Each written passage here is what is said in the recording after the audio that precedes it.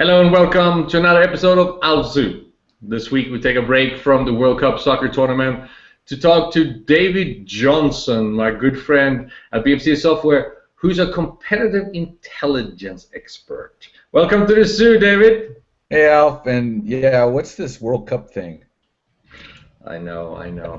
It's the thing that precedes baseball on ESPN nowadays. So. Oh, okay. Yeah, it's kind of funny being at work this week. I don't know how much work's actually getting done because everybody's watching the games. Are they really? Yeah, it's like every lunchroom you go into, That's cool. soccer. Yeah, down at the British pubs around here, you can't get a seat during the lunch like yesterday when there's a big game like that because everybody apparently is up pumped. So. Yeah, my daughter and I were at an Irish pub last night, and all they were showing was baseball. So I don't know what was up with that. It's because they're probably not in the World Cup. So you have a very interesting job. You provide a corporation with insight about what's happening in the marketplace. Yes. What's the line between competitive intelligence gathering and industrial espionage? Oh, geez. So every quarter we take an ethics training where we sign on the dotted line that what we're doing is ethical in nature. So everything that I do and my group does is what we can find publicly available out on Google, somewhere out on the internet, websites, trade shows, things of that nature. Anything where something has publicly been mentioned. It seems that if you really look closely in today's digital world, you can find almost any piece of information you want. Isn't that a concern to corporations? I mean, aren't we supposed to? Another piece of training we take every quarter is how we have to protect our data from anyone really outside the company. How come it's so easy to find information publicly? Mainly because people want to post something to make it easier for them to find, or something of that nature, and not really paying attention to the avenue that they're using. I remember back when Twitter was starting to take off, there was several senators that were tweeting about showing up in Iraq to do Yes. some conversations, and it was unfortunately it was supposed to be confidential and secret, and here they are tweeting about, hey, I just landed in Iraq. So I mean there's So it's social media. So it's really social media's fault. Like most of the issues that we have, the problem we have today, it stems from social media. And I'm not blaming social media.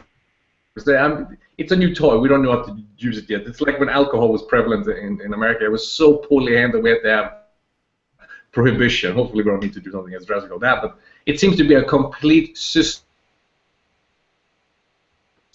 channels from celebrities to politicians to business people, and now corporations as well, right?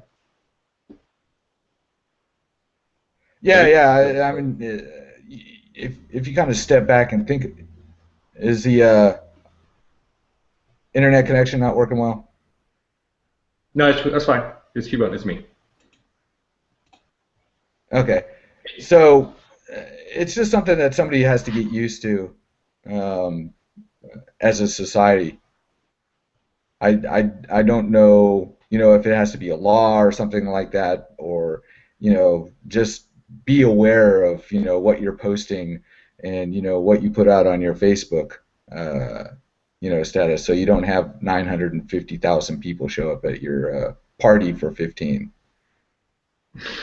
So when you do scrub the depth of the internet looking for competitive, and when you attend these shows, and when when you gather information, what are the trends you're seeing? What's happening right now?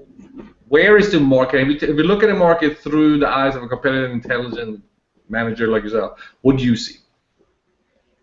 I think the one thing that I've kind of started seeing this year is all around user experience.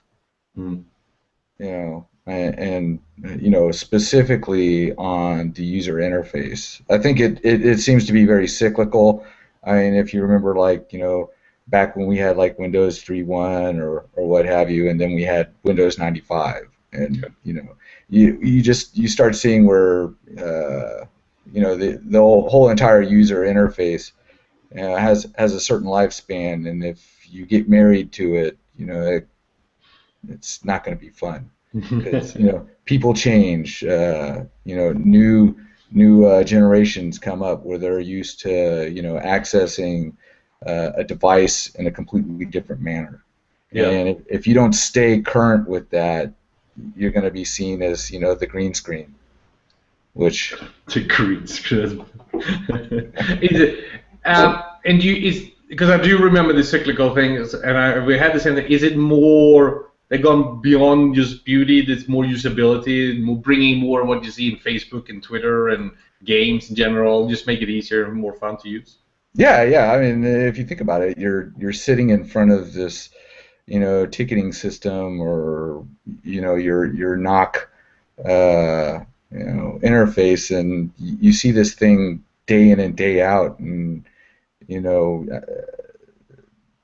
if it's not working for you, or if it's not intuitive to use, then you're going to shy away from it, or complain about it. Sure.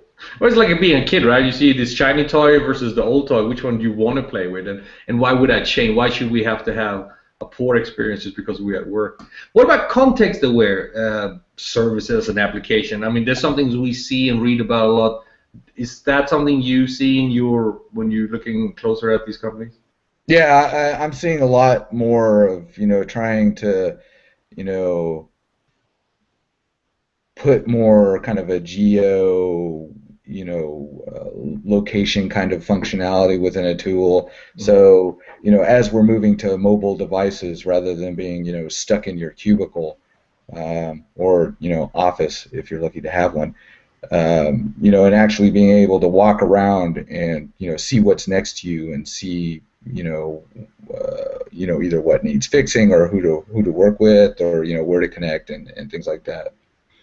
What about mobility? Is that still hot? It used to be all end all, and then it disappeared a little bit. I think we're getting to that that time frame where it's become something that you just have to have, and if your application isn't mobile enabled, then you're 20th century. Yeah, very much. I can imagine.